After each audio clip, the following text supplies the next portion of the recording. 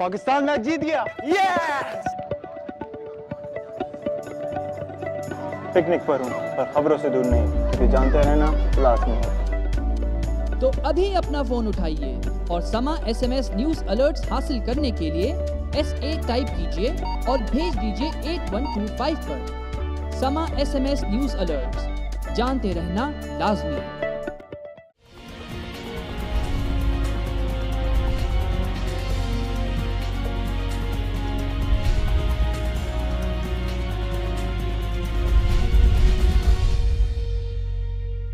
आप देख रहे हैं अवाम की आवाज़ और मैं हूं महविश सिद्दीक। किसी भी मुल्क की तरक्की का इन्हिसार वहाँ पे होने वाले बिजनेस पे होता है, लेकिन ऐसे मुल्क की तरक्की का क्या कहिए कि जहाँ पे खुद बिजनेसमैन यानी कारोबारी अफराद बिजनेस करना ही ना चाहें, सिर्फ और सिर्फ इस वजह से कि उनको अपनी जानो माल का खतरा हो। आइए इस बारे में आप देखिए हमारी ये रिपोर्ट। पाकिस्तान के सरकारी खजाने में महसूलात और दीगर टैक्सेस की मद में कराची वो शहर है जो तकरीबन 63% आमदनी जमा करवाता है। यही वजह है कि इस शहर को मुल्की मईशत में रीढ़ की हड्डी का दर्जा हासिल है। यहाँ अमीर, गरीब, छोटे बड़े, दुकानदार, सनअतकार सारे लोग अपनी अपनी बिसात के मुताबिक मुल्क की तरक्की में अपना किरदार अदा करते हैं। मगर यूँ महसूस होता है जैसे एक गिरोह ऐसा भी है जिसको कराची और पाकिस्तान की तरक्की मंजूर नहीं। इसी वजह से उन्होंने कराची की कारोबारी जिंदगी को नुकसान पहुँचाने की ठानी हुई है। छोटे बड़े दुकानदार और सनअतकारों को भत्ता देने के लिए पर्चियां दी जाती हैं, टेलीफोन किए जाते हैं और इस तरह करोड़ों रुपए रोजाना की बुनियाद पर वसूल कर लिए जाते हैं। पुलिस को इत्तला देने पर या भत्ते की रकम फराहम न करने की सूरत में उनको कत्ल कर दिया जाता है या अगवा करने के बाद तावान का तकाजा किया जाता है। इन वाक़यात से तंग आकर कराची की ताजिर बरादरी हड़ताल करती है और हुकूमत को अपना कारोबार बंद करने की धमकी देती है। पुलिस वाले हरकत में आते हैं और आटे में नमक के बराबर गिरफ्तारियां भी करते हैं। 2-4 दिन निस्बतन सुकून रहता है और फिर वही भत्ताखोरी का बाजार गर्म हो जाता है। सिंध पुलिस में नफरी का इजाफा किया गया, अहम मकामात पर CCTV कैमरे भी नस्ब किए गए, मगर हासिल कुछ न हुआ। इसको पुलिस वालों की नाअहली के अलावा और क्या कहा जा सकता है। आपने हमारी रिपोर्ट देखी, आपने देखा कि हमारे मुल्क की ताजिर बरादरी जो है वो कितने मसाइल उठा रही है, उसके कितने मसाइल का सामना करना पड़ रहा है। आए दिन उनको अगवा कर लिया जाता है, भत्ते की पर्चियाँ मौसूल होती हैं उन्हें और वो लोग मजबूर हो जाते हैं और आए दिन तो अब तो उनका कत्ल भी शुरू हो चुका है। लेकिन हमारे जो कानून नाफिज करने वाले इदारे हैं इस सिलसिले में कोई एक्शन लेने को तैयार ही नहीं है। हुकूमत जो है वो आंखें बंद करके सोई हुई है और उनका ध्यान ही नहीं है इस तरफ कि हमारे मुल्क का जो 70% रेवेन्यू जनरेट करने वाली हमारी कारोबारी अफराद हैं, कराची के जो मेन बिजनेसमैन हैं, वो लोग इस वजह से बहुत ज़्यादा मुतासिर हो रहे हैं, तो इसकी तरफ उनकी तवज्जो ही नहीं है। तो चलते हैं, बात करते हैं और देखते हैं कि ताजिर बरादरी को किन मसाइल का सामना करना पड़ रहा है।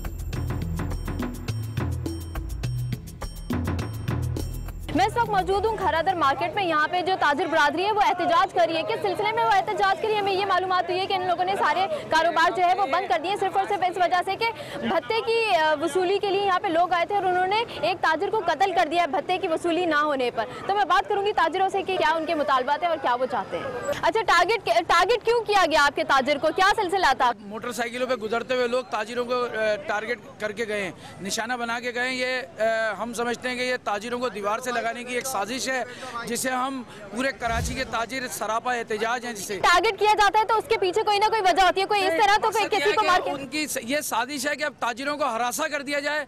अगर उनकी ये कोशिश है ताजिरों को इस तरह टारगेट करके हरासा किया जाएगा तो ये भूल गए कि पूरी कराची के ताजिर एक प्लेटफार्म पे, ऑल कराची ताजिर इत्तेहाद के प्लेटफार्म पे जमा है और इंशाअल्लाह हम पूरी कराची को सरापा एहतजाज बना देंगे। उन अफराद का ताल्लुक आप लोग जानते हैं कि इन लोगों से था, क्या वो लोग अक्सर आते थे? भत्ते का कोई सिलसिला, कुछ चक्कर था? आप लोग मुझे बताइए। वो पुलिस एहलकार जिन्होंने तफ्तीश की है वो ज़्यादा बेहतर बता सकते हैं आप लोगों को। वजह यह है कि हम तो ये जानते हैं कि दहशतगर्द की कोई कौम नहीं होती, कोई मजहब नहीं होता, वो दहशतगर्द होता है। दहशतगर्द आए वो इसी इलाके में क्यों सब कुछ हो रहा है। यहाँ पर बंदों को अगवा किया जा रहा है, 10-10 लाख रुपए लेके छोड़ा जा रहा है। अच्छा, ताजिर इतना खौफजदा हो गया है, अपने घरों में बैठा हुआ है। अच्छा, यानी एक्सटॉर्शन के केसेस भी यहाँ पे आ रहे हैं कि उनको धमकियाँ मिल रही हैं? बहुत ज्यादा आ रहे हैं। बोरी बंद लाशें, कल खादर ने बता मार दिया, परसों गार्डन ने मार दिया। क्या चल रहा है? हुकूमत अगर कुछ नहीं कर सकती, हुकूमत छोड़ दे। मुझे ये बताइए कि आए दिन ताजिरों को शिकायतें होती हैं, एहतजाज करते हैं, तो आप लोग किस डिपार्टमेंट से अपनी मदद मांगते हैं? क्या पुलिस डिपार्टमेंट के पास आप लोग जाते हैं, कोई मदद मांगते हैं, उनकी तरफ से कोई रिस्पांस आता है? ये सामने 2 थाने रिस्पांस ये रिस्पांस आज आया तो सही, ये देख नहीं रहे आप, इतने दिनों से 750 आदमी मर चुके हैं अभी तक। 750 आदमी, 750 आदमी, तो उसका रिस्पांस में पुलिस ने कुछ नहीं किया। रिस्पांस मिला, अगर रिस्पांस मिलता तो आज ये होता। तो आपके मुतालबात क्या है? आप लोग क्या इसी तरह टारगेट होते रहेंगे और पुलिस की तरफ से भी रिस्पांस नहीं आ रहा?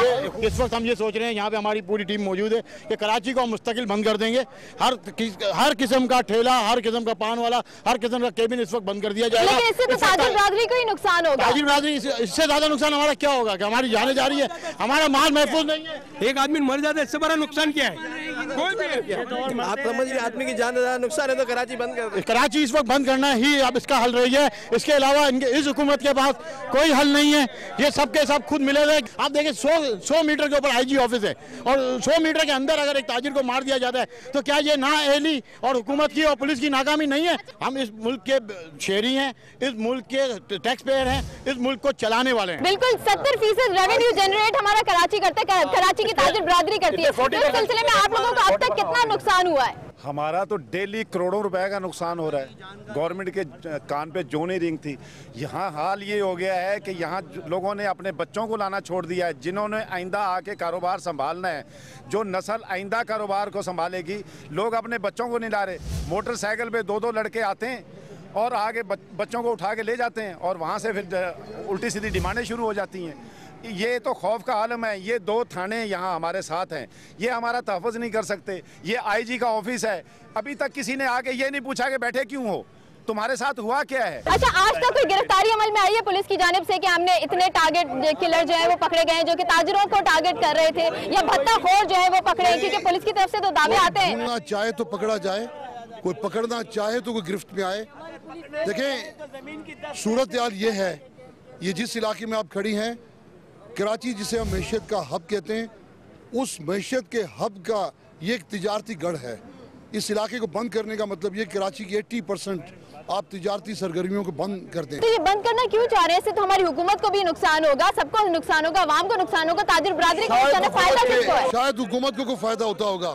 तो जिसका ये मकसद है कि वो ये दुकानें बंद करा दे, कारोबार बंद करा दे, उसका मकसद तो इस तरह से एहतजाज करने से पूरा हो जाएगा। आप लोग कारोबार बंद कर देंगे, उनका मकसद तो पूरा हो जाएगा। एहतजाज करके भी कोई पूछने नहीं आता कि कोई क्यों कत्ल हो गया। अच्छा, आप लोग सुबह से एहतजाज कर रहे हैं यहाँ पे, तो कोई पॉलिटिकल कोई बंदा आया है यहाँ पे, कोई रिस्पॉन्सिबल बंदा आया है यहाँ पे? एमपी मुत्तहिदा कौमी मूवमेंट के एमपी ताहिर कुरैशी साहब इस वक्त पहुंचे हैं हमारे पास।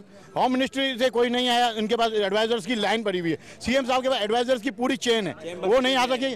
और ना आईजी सिंध के किसी डीआईजी को, एसएसपी साहब को तौफीक हुई है कि कम से कम यह राब्ता करें। अच्छा, मुझे ये बताइए कि पहले ताजिरों ने ये रेजोल्यूशन निकाला था इस सारे मसले का कि हम अपनी सिक्योरिटी खुद करेंगे, हम अपनी हिफाजत खुद करेंगे। उन्होंने तैनात किए थे सिक्योरिटी गार्ड्स और पुलिस की मोबाइल थी, उनको आप लोगों ने फाइनेंशियल हेल्प की थी, मोबाइल फराम की थी, बाइक्स दी थी। एक बुनियादी सिक्योरिटी जो हुकूमत प्रोवाइड करती है उसका होना भी लाजिम है। अगर उसको हटा दें तो हमारी इनफरादी सिक्योरिटी का कोई फायदा नहीं है। हमारे सिक्योरिटी गार्ड्स को भी लोग मार के चले जाते हैं। अच्छा, मुझे ये बताइए कि एक्सटॉर्शन के भी केसेस आते हैं कि आप लोगों को थ्रेट्स दी जाती हैं कि आप इतने लाखों रुपए की जो है वो पैसे पहुंचा दें वरना आपको नुकसान पहुंचाया जाएगा। तो इस तरह के केसेस में क्या आप लोग रकम दे देते हैं इस तरह के लोगों को जो आप लोगों को धमकियां देते हैं, धमकियों में आके? देखिए, ताजिर बेसिकली इसलिए कमजोर होता है कि उसका काम है कारोबार करना, ना कि अपनी सिक्योरिटी का मामला तय करना। अब उसमें बहुत से ताजिर ऐसे हैं, बहुत से लोग ऐसे हैं जो मजबूर हो गए अपने बच्चों की सेफ्टी सिक्योरिटी के लिए। देखिए, गवर्नमेंट फेल है, इस पर गवर्नमेंट नाकाम है, गवर्नमेंट किसी तरीके से हमें सिक्योरिटी प्रोवाइड नहीं कर पा रही, तो हम क्या करेंगे? हमारे ताजिर क्या करेंगे? मजबूर हो जाते हैं। अच्छा, मुझे ये बताइए कि अभी कुछ दिनों पहले भी ऐलान हुआ था कि पुलिस ने, SIU ने और डिफरेंट जो पुलिस के इदारे हैं उन्होंने काफी भत्ताखोरों को पकड़ा है। तो वो भत्ताखोर क्या खत्म नहीं हुए या उनकी पूरी एक चेन है, उनके पकड़ने से कोई फायदा नहीं होगा?